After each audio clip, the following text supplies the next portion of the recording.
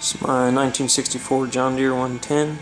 I put 261212 CPEC pullers on it. Tell it's missing a power plant right now.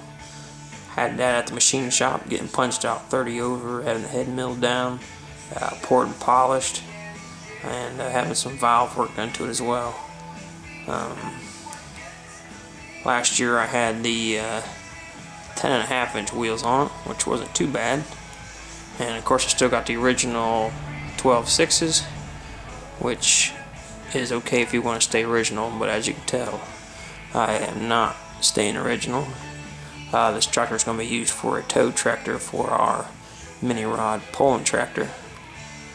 Should look pretty good when we get it all done. Hopefully have the motor back in it by the beginning of next week and start to make some more noise.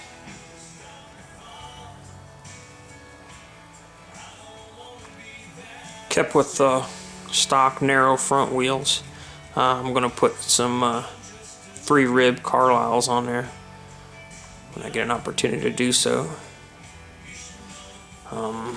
Still a few other things need to be done. It's got the ever famous crack in the front hood.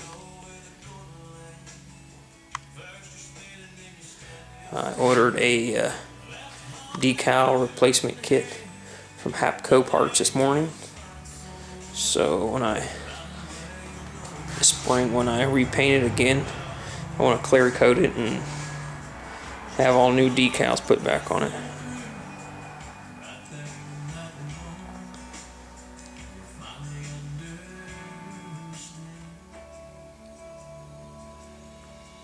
Steering wheel's not too bad of shape.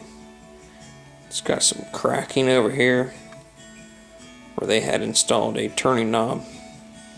I may install another one just to cover that up or find a replacement. Last year, before we tore the motor out of it, it would pull the front wheels up off the ground, and that was with a really sick motor.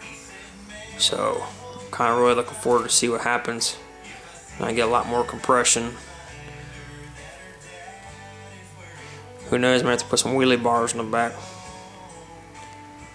But this tractor will be in Columbus for the big pull coming up January 8th and 9th. It won't be pulling, but we're going to use it for our tow tractor on our 2 open single-cylinder tractors that we have. I'll be posting videos on those after the pulse in January in Columbus, Ohio. So